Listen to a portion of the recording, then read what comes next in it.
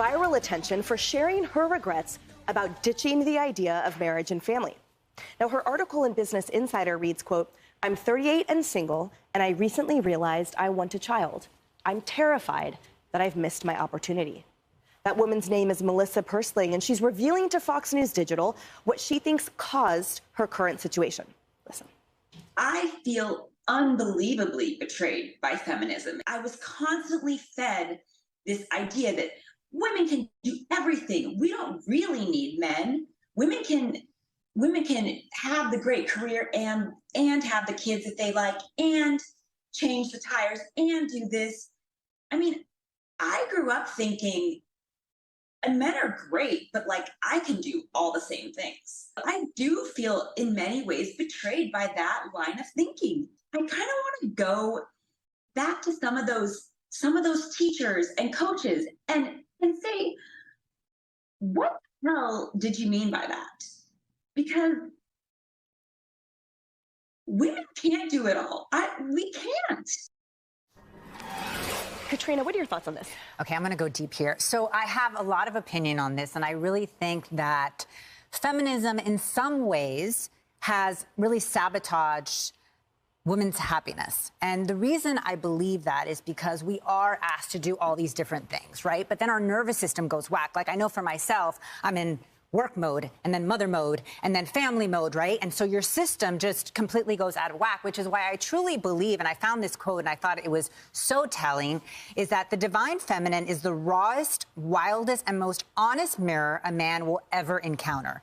The awakened man opens his heart and goes to battle. He will tame his dragons and face his deepest shadows, since he knows that deep within, her heart will guide him home. And I think that there is a beautiful balance between the feminine and the masculine energy. I can wear pants. I can wear a top that shows most of my body, and I continue to do so because of all the women who fought for that. Women have the right. Women didn't fight for you to walk around looking like a whore, okay? That's not what they fought for. They fought for your right to vote, their right for your education, the right for you to play a sport. Feminism or low gas prices?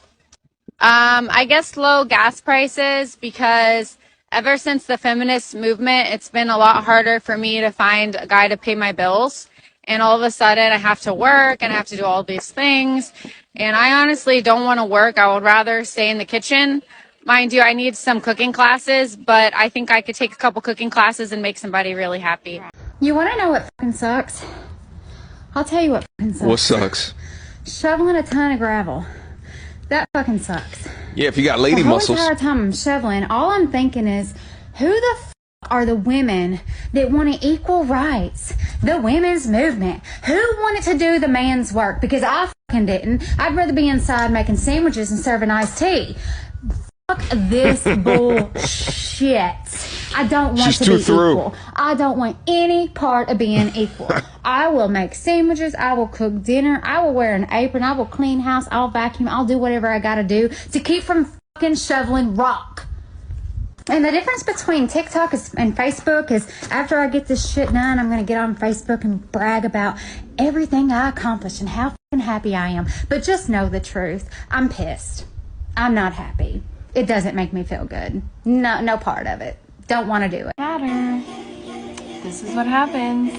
You think, oh, it's fine. They just might not open the door for us because of all the raging feminists. But you can't act out. Society does change. There is such thing as social engineering. People change their behavior. And guess what? 9 times out of 10, women end up in a really bad situation. Like, she can't get anybody to help her up. Those dudes aren't checking for her. They're not even gonna look at her. They're gonna ignore her. Yeah, we need help. I don't know. It's just like nonstop. Like, let's stop acting out and let's act correct. And at least make the perception that we're not going to perpetuate negative behaviors. Come on. Like, set an example. Like, if you do see someone acting out, make sure to, like, respond accordingly. But luckily, a woman did come, rush over and help her up. But yeah, great point. Suck. They are so dumb. Literally, at every age, so freaking dumb. And you know what? They don't even want to change. And now the world knows it. Thanks, feminism. So why do I think it's a problem of feminism versus boys? Let's start with when they're young. Boys and girls are different, but we live in a society that doesn't seem to want to acknowledge nor nurture those differences. And when they do... The future is female. No. It gives me hope. It's kind of sick. Got detention just for flicking up a girl's skirt. What? That's it. Doesn't she know that's just boys being boys?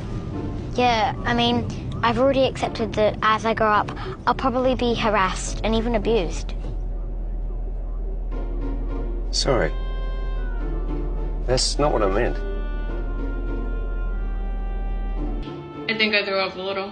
Instead of finding healthy ways to encourage the differences in boys, we have largely female faculties that don't hesitate to tell them to sit down, sit still, pay attention, or it's the ADHD pills for you. It's like we want them to be girls. Well, and then they get to college. Well, why even go to college at all?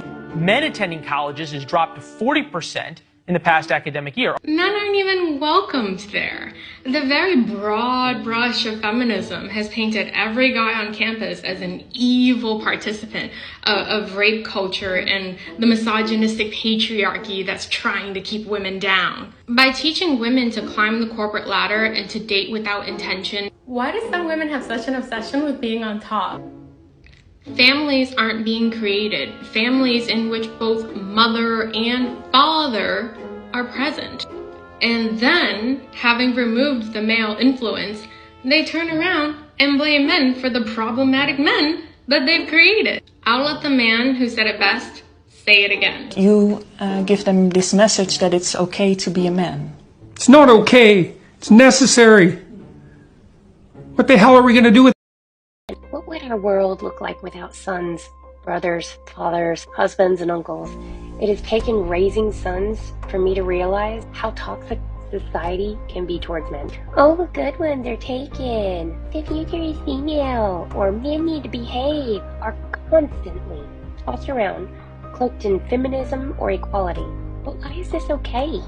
Simply being female doesn't make you better than a man. Men do not deserve to bear the brunt of another man's actions, any more than female. Men do not deserve to be judged by their gender, just like women. The future is female doesn't even make any sense. I'm blessed to have had quite a few good ones in my life, role models I know my sons will learn from, but that's not to say I haven't known a few bad apples. I just don't allow those experiences to define half of the human race. If you think along the lines of men need to behave, the future is female, or the good ones are taken, maybe ask yourself why you deserve one of the good ones when you make no room for positive. Some women are so fixated on being on top that the traditional family structure is being eroded. With fathers increasingly absent, these same women turn around and blame men for the very issues they've helped create. As one wise man put it, it's not just okay to be a man, it's necessary. Modern women are starting to express regret about the effects of feminism, and it's not hard to see why. Studies and articles are piling up, showing the same story over and over. Feminism's push for career success and independence has left many women stranded in their personal lives. Take the example of middle-aged career women who prioritize their jobs over starting a family.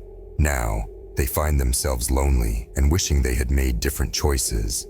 This relentless drive for independence has made it nearly impossible for many women to find a committed partner. The traditional family roles that once provided mutual support and fulfillment have been devalued. Mona Charen, in her book Sex Matters, points out how feminism's obsession with independence and professional success has ignored the importance of family and mutual support, leaving many women feeling unfulfilled and as if they've missed out on true personal satisfaction. Seriously, who knew the whole family thing might actually be important? Let's not forget the impact of sexual liberation, another cornerstone of feminism. More men are now opting for casual relationships rather than committing to long-term partnerships. After all, Why settle down when you can enjoy all the perks without the strings? Sounds like a bad rom-com. This shift has left countless women freezing their eggs, desperately seeking partners willing to start families. Feminism promised liberation, but for many women, it has delivered loneliness, regret, and a ticking biological clock. Bravo, feminism. What a paradoxical achievement. I already know, but I don't care. Why is it that modern feminism just promotes this idea that absolutely nothing is a woman's fault ever? Even in her own life, her own choice. It's not your fault.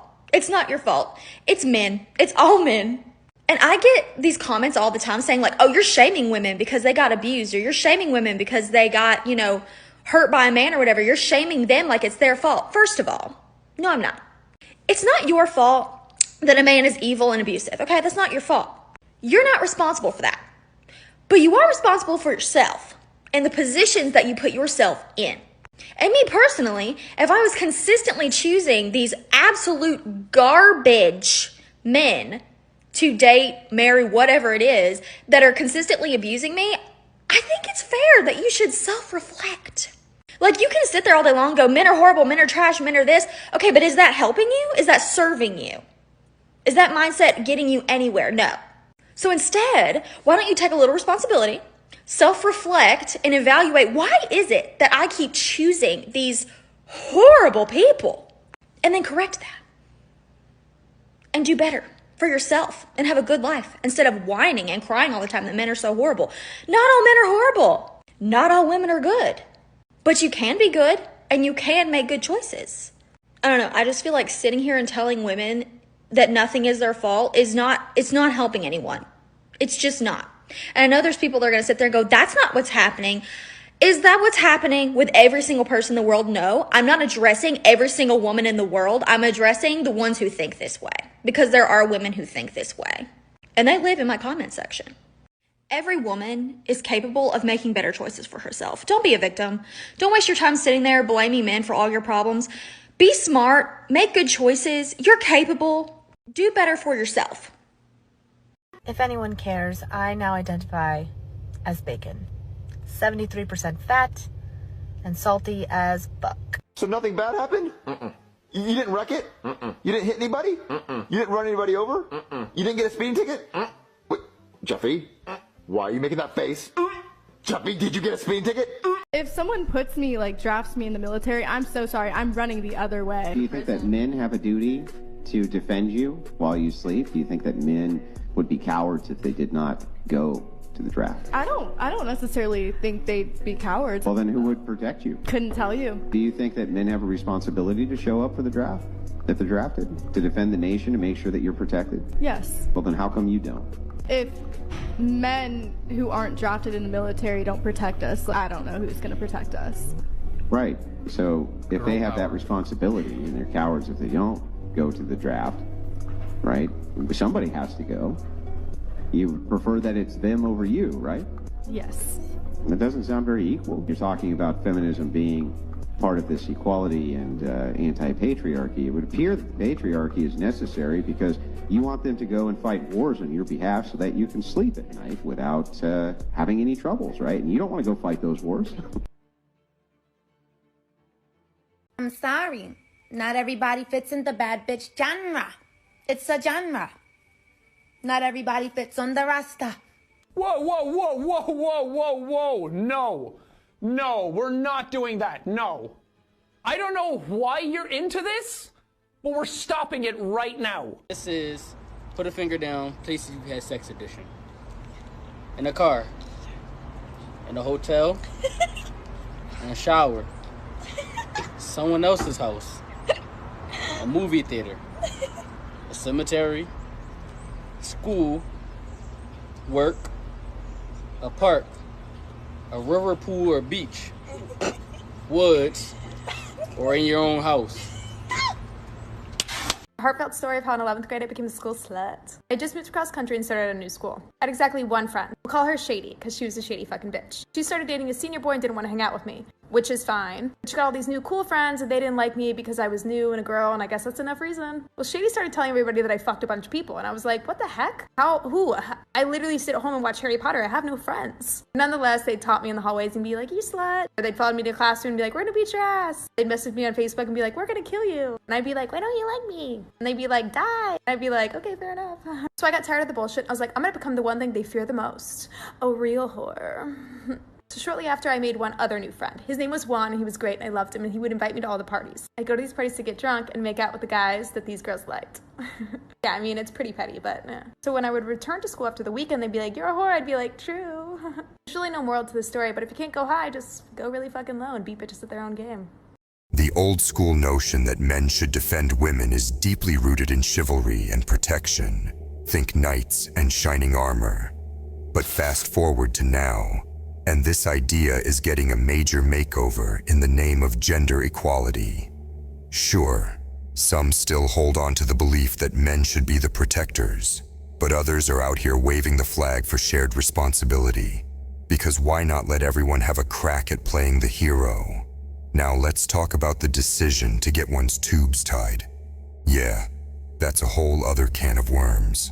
Tubal ligation offers permanent contraception, but it's not just a medical decision.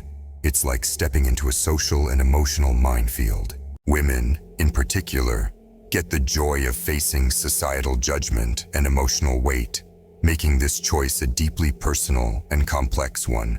Fun times, right? And dating behavior among men? Oh, it's evolving, all right, but not without a few hiccups along the way. Traditional gender roles, tossed out the window like last season's fashion. We're paving the way for a more fluid approach to courtship and relationships, where men are now being nudged toward vulnerability and emotional openness. Gone are the days of stoicism and dominance. Now, we're all about sharing feelings over a soy latte. So here we are, navigating this messy, unpredictable landscape where everything's up for grabs, and nothing is as simple as it seems. Cheers to that, and maybe pour yourself something stronger than a latte. Can someone tell me why it still hurts even when you're getting back into dating and you feel more mature and you end things with someone after a couple of dates? And I've been on 3 dates recently, 3 dates with 3 different guys, but I've gone on second dates with all of them, second or third dates, and I ended it with one guy, the other guy ended it with me, but I was gonna end it with him anyway, so that was mutual. And this other guy, you just can tell he doesn't feel it. And I thought that because I'm more mature and because it's mutual, or because I'm making the decision, that it would be less hard and I would be less sad because it's early on and stuff. But I think when it's just stacked on top of each other, it adds up. Why am I crying?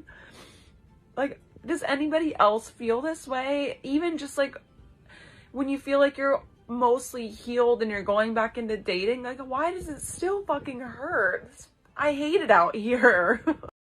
5 ways women lose a good man and how you can avoid it. Let's get into it, ladies.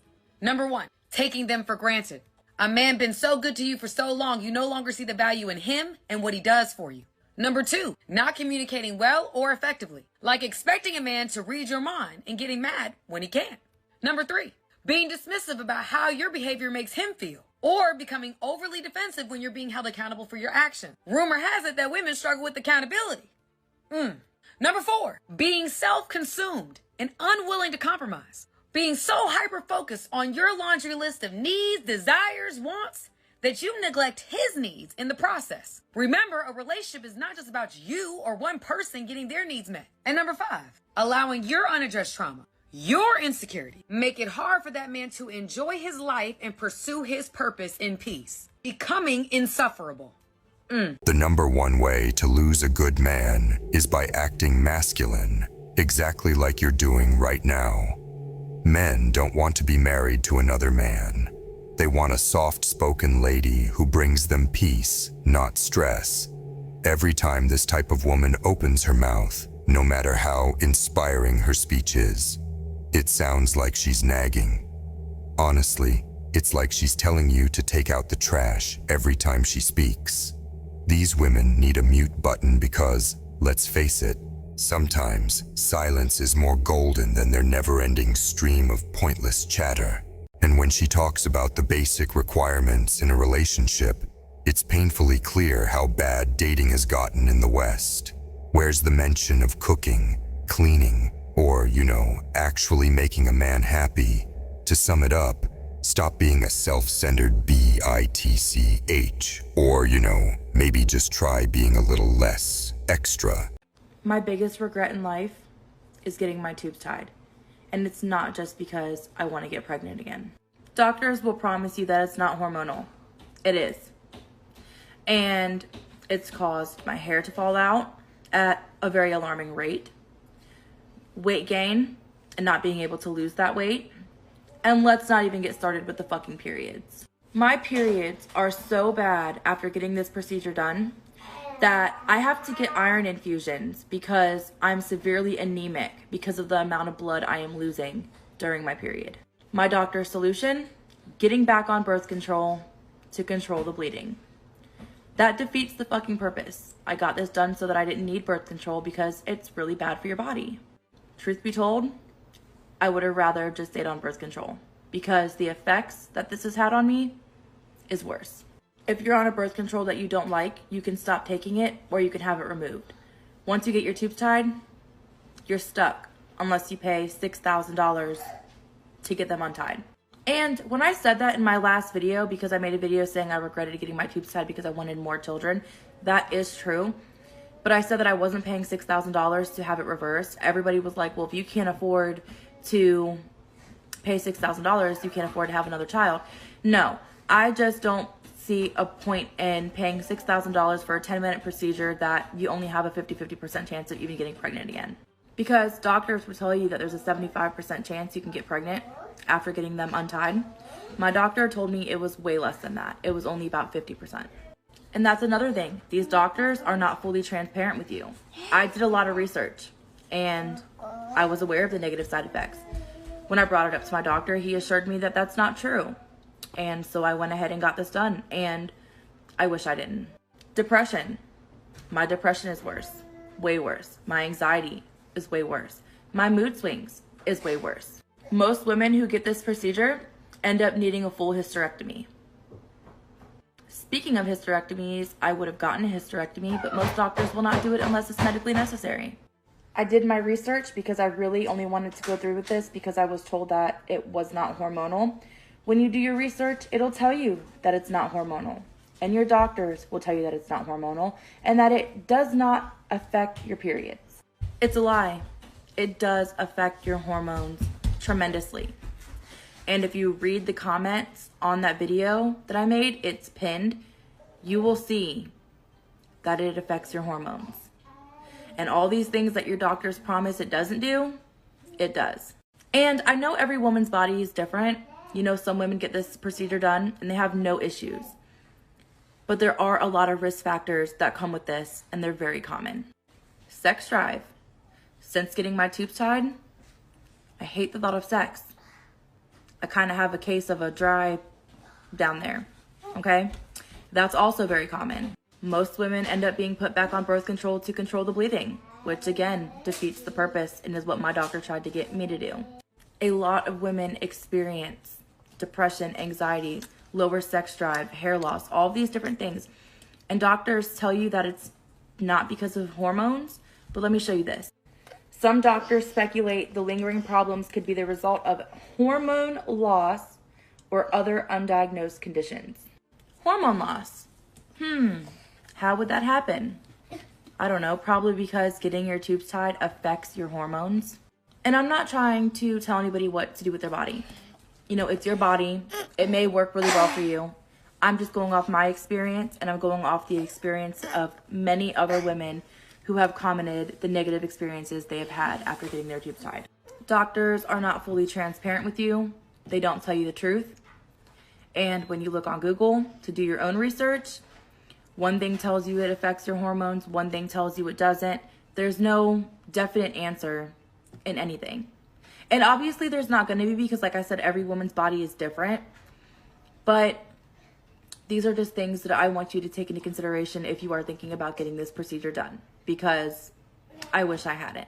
Modern feminism's impact on dating and relationships is like a three-ring circus. Sure, it's given people the guts to demand their rights and flip traditional gender roles upside down, but it's also stirred up a hornet's nest in our daily interactions.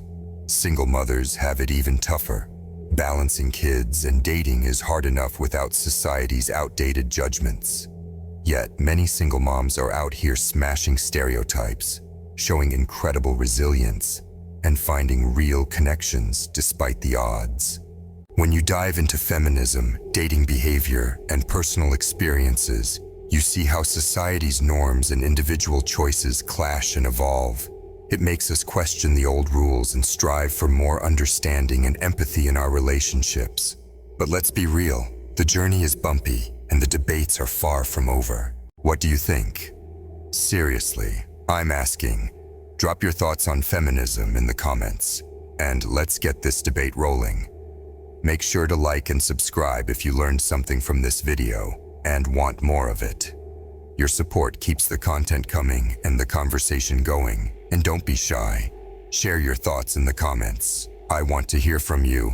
Have a damn good day, or at least try to, after all this heavy stuff.